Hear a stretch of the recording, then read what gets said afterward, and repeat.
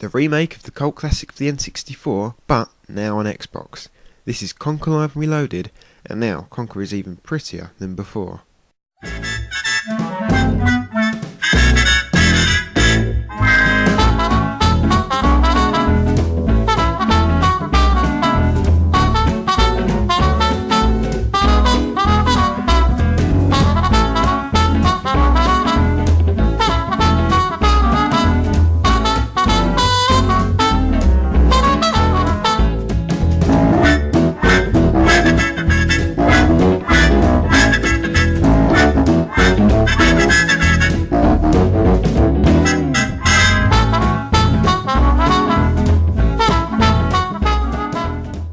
I'm sorry, but I can't help but immediately begin talking about the graphics. They're unbelievable. I mean, this is an original Xbox game, by the way. But even if it was on the 360, you'd still say, wow, those graphics look good. I mean, I can't believe. I mean, it won the 2004 E3 Technical Achievement Award, but damn well right, this game is without a doubt has the best graphics of last generation. I mean, I can't believe the Xbox was even capable of this. It's brilliant. I'm sorry, I'm not usually a graphics whore, but I can't get over just how good this game looks. Anyway, maybe it's time I started talking about the actual structure of the game. Well, its main hook is the new multiplayer online mode, hence the word live in the title. You see, the game is basically split into two sections. It's got the multiplayer online mode and the totally separate single player, which is a remake of Bad Fur Day for the N64. And the single player is totally separate, and I'll get into that later.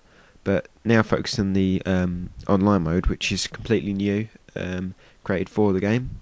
The online mode is pretty fun. You can still find people playing now, actually.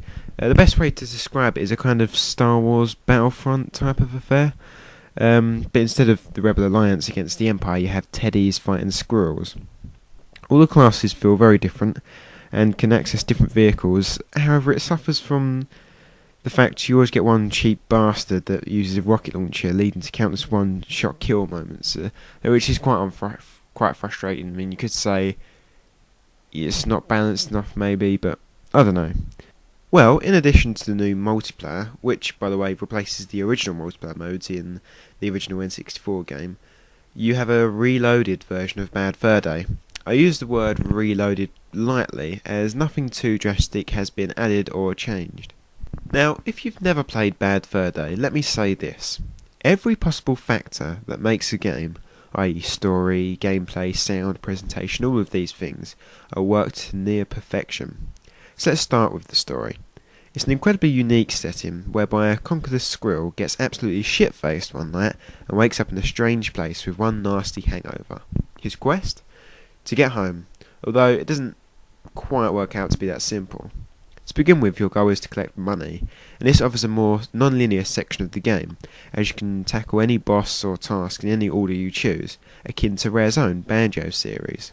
While collecting together all the money, you come across a surf chase down a lava river, you can ride a dinosaur and infiltrate a wasp hive. The amount of gameplay variation keeps the game fresh right through.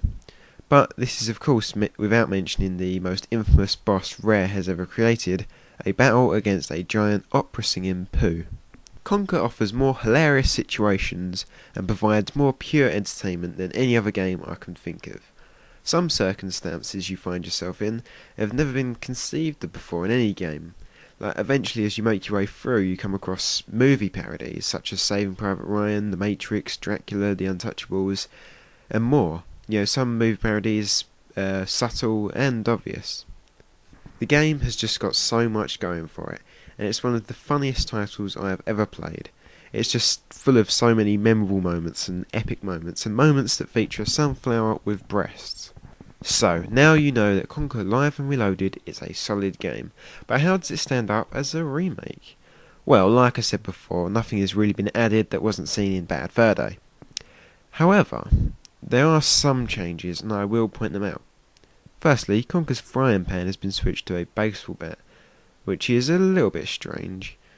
But there is a combat mechanic tweak, whereby you can, with a well-timed button press, get a kind of free-hit combo thing going on. Also, Conker is now fitted out with a Van Helsing costume in the haunted house area and a full army suit in the assault against the Nazi teddies.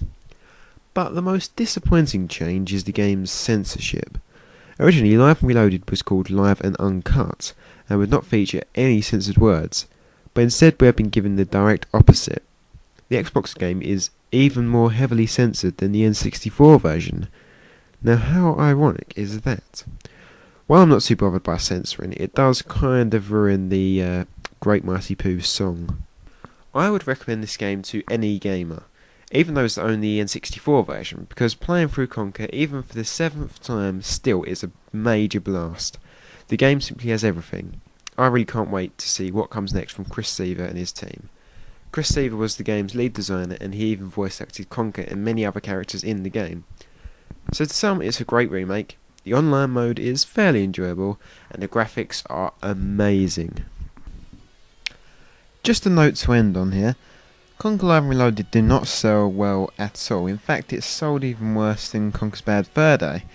This was in part with the fact the Xbox was pretty much dead when Conker came out anyway.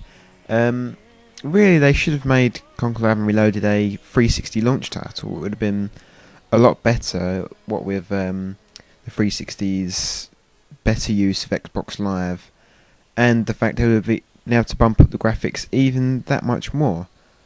And obviously being a launch title, it would have gotten a lot more notice. But once again, it did not sell well. So, you know, in 10 years' time, it could be a collector's item. Something to think about there. Anyway, thanks for watching, and see you later.